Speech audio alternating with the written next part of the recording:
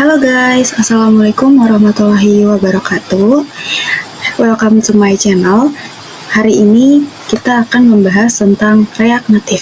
Jadi untuk teman-teman semuanya yang ingin tahu apa sih React Native itu, lalu kelebihan dan kekurangannya apa, cara menginstalnya itu gimana, bisa tonton video ini sampai akhir.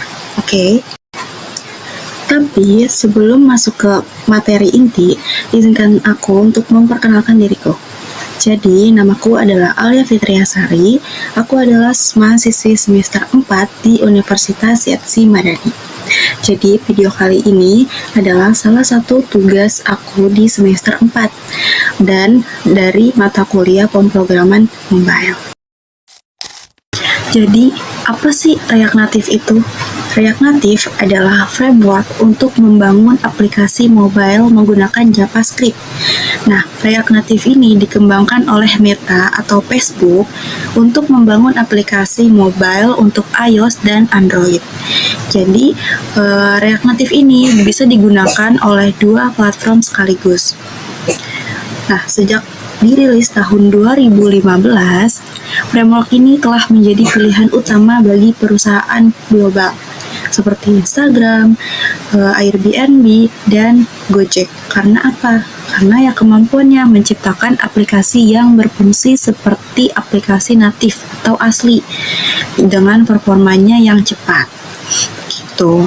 Bahkan pada tahun 2024 kemarin, React Native semakin canggih dengan pembaruannya yang meningkatkan kecepatan hingga 30%, serta dapat membuat aplikasi lebih responsif. Kayak gitu. Jadi kalau menurut data tahun 2024 kemarin, React Native menjadi pilihan favorit di Indonesia dengan 65% pengembang memilihnya karena bisa menghemat waktu hingga 50% dan biaya pengembangannya. Begitu teman-teman. Jadi cocok nih untuk yang pemula yang mau menghemat biaya juga. Selanjutnya, apa sih fitur utama dari React Native? Di sini terdapat 3 fitur utama dari React Native, tapi yang paling utama itu ada di nomor 1, yaitu kode yang dapat digunakan kembali atau reusable code. Jadi di React Native ini memiliki kemampuan untuk menggunakan kodenya yang dapat digunakan kembali, yang artinya kita nggak perlu tuh menulis kode secara terpisah untuk iOS dan Android gitu. Jadi menghindari kebutuhan untuk belajar bahasa pemrograman yang berbeda seperti Java, Kotlin, ataupun Swift. Karena biasanya di dalam iOS dan Android itu bahasa pemrogramannya berbeda. Jadi di dalam React Native ini diberikan kemudahan dengan menggunakan kode yang dapat digunakan kembali. Lalu yang kedua, komponen UI yang dapat disesuaikan dengan kebutuhan aplikasi kita. Yang ketiga, dukungan untuk iOS dan Android. Di sini maksudnya adalah kita balik ke fitur utama yang pertama, yaitu dapat menggunakan kode yang digunakan kembali gitu. Jadi langsung bisa di dua platform sekaligus, teman-teman. Oke, selanjutnya kenapa sih harus React Native? Di sini terdapat masing-masing 3 keuntungan dan 3 kekurangan dari React Native. Keuntungan yang pertama yaitu 1 basis kode untuk iOS dan Android. Jadi kita nggak perlu tuh menulis ulang kode untuk iOS dan Android secara terpisah. Lalu yang kedua, bersifat cross-platform, di mana kita tuh udah bisa membangun aplikasi yang bersifat cross platform alih-alih natif. Jadi membuat proses developingnya menjadi lebih cepat.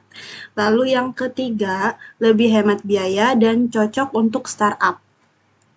Kenapa di sini? Karena kita hanya perlu satu kode saja, satu tim developer dan satu kode. Dan ini bisa mengurangi biaya operasional dan memudahkan dalam pemeliharaan aplikasi di masa depan.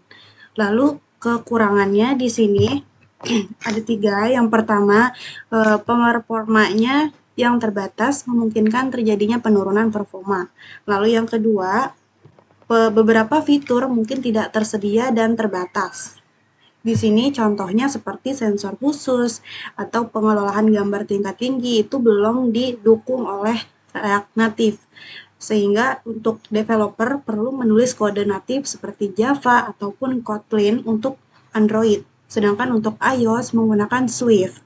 Yang kedua, yang ketiga maksudnya, yaitu perubahan framework yang cepat. Nah, untuk memulai menggunakan React Native itu kita membutuhkan beberapa alat nih. Di sini ada 3 alatnya. Yang pertama ada Node.js, itu untuk menjalankan JavaScript-nya. Lalu yang kedua ada Expo, itu adalah alat untuk mempermudah pengembangan dan pengujian. Dan yang ketiga ada Android Studio atau Xcode untuk emulator dan pengujian di perangkat asli. Lalu gimana sih cara install React Native-nya? Yang pertama kita perlu persiapkan dulu sistem perangkat keras dan OS-nya. Kalau untuk Android, kita menggunakan komputer dengan OS Windows, Mac iOS ataupun Linux.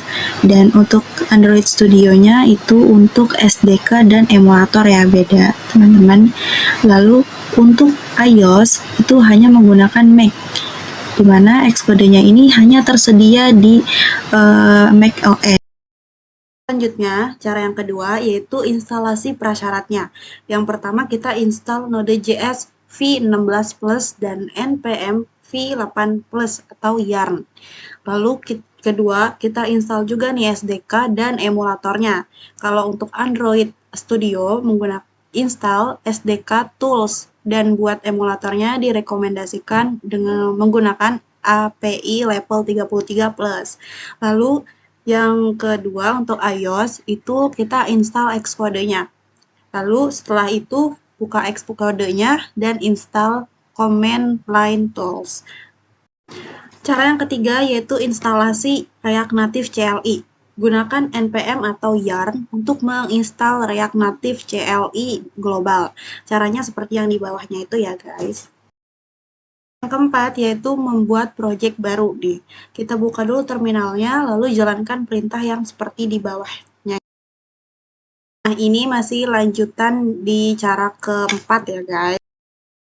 Lalu cara yang kelima, kita menjalankan aplikasi untuk Android dulu nih.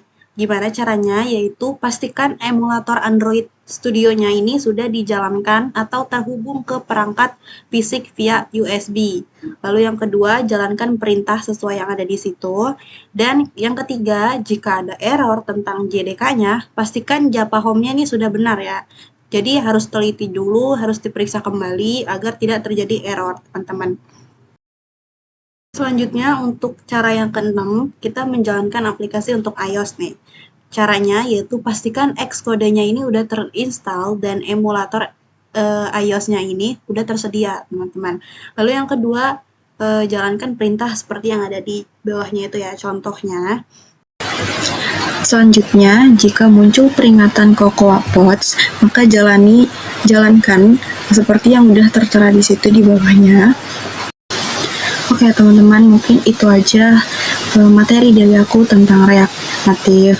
Ya semoga dengan video kali ini itu memberikan manfaat bagi teman-teman semuanya yang udah menonton, dan makasih sudah nonton sampai akhir. See you in the next video. Bye bye.